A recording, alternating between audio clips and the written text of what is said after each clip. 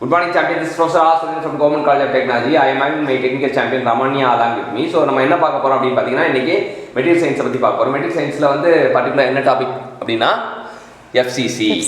FCC னா என்ன?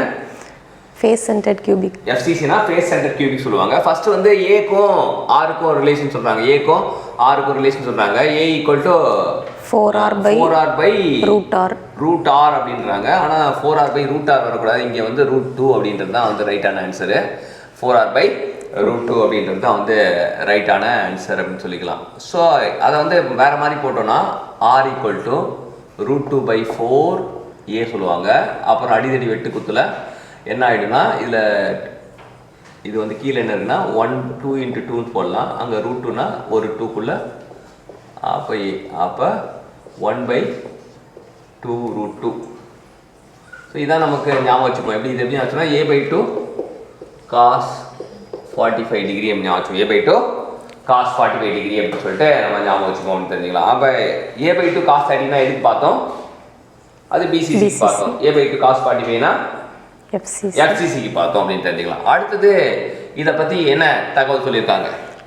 FCC strong and ductile. FCC வந்து ஸ்ட்ராங்காக இருக்கும், டக்டைலாக இருக்கும்னு சொல்கிறாங்க. அது டஃப்னஸ் எப்படி இருக்கும்? இன்க்ரீஸ் ஆகும் without losing ductility. ஸோ டஃப்னஸை வந்து இன்க்ரீஸ் பண்ணலாம் வித்தவுட் லூசிங் த டக்டிலிட்டி அப்படின்னு சொல்கிறாங்க. ஸ்ட்ரென்த் வந்து இன்க்ரீஸ் பை 5%னா டக்டிலிட்டி என்ன will be get decreased by more than 5% அப்படின்னு சொல்கிறாங்க. அடுத்தது அயன் வந்து எப்போ எந்த டிகிரியில் வந்து நமக்கு 910 degrees Celsius to 1400 degrees Celsius. இது வந்து காமா அயன் சொல்லுவாங்க. இந்த மாதிரி இருக்க அயன் வந்து it is called as gamma iron சொல்லுவாங்க.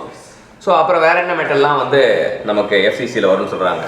Aluminium, copper, nickel, gold, silver etcetera. So இதெல்லாம் பார்க்கும்போது aluminium, copper, nickel, gold, silver எல்லாமே பார்க்கும்போது எல்லாமே டக்டைல் மெட்டீரியல் அப்படின்னு தெரியுங்க. எல்லாமே தங்க நகை செய்யறதுக்கு இது பண்ணுவாங்க. நம்ம நகை வந்து எங்கே போடுவோம்? மூஞ்சில தான் அதிகமான நகை போடுவோம். சரியா? எல்லாருக்குமே கையில் காலில் எல்லாம் போடுவோம்.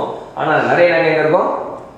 முகத்தில் இருக்கும். ஸோ ஃபேஸ் சென்டர் கியூபிக்னா நகை ஞாபகம் வரணும். நகைன்னுவா அலுமினியம் வரலாம், காப்பர் வரலாம், நிக்கல் வரலாம், கோல்டு வரலாம், சில்வர் வரலாம். அது வேற நகை இருக்குது, பிளாட்டினம் வரலாம். ஸோ இதில் ஸ்ட்ராங்குக்கும் ஸ்ட்ரென்த்துக்கும் வந்து டிஃப்ரென்ஸ் சொல்கிறாங்க. ஸ்ட்ராங்காக இருந்தது அப்படின்னா டஃப்னஸ் டக்டைலாக இருக்கும். அப்படின்னா ஸ்ட்ரென்த்னா ஹார்டாக இருக்கும், பிரிட்டிலாக இருக்கும் அப்படின்னு சொல்கிறாங்க.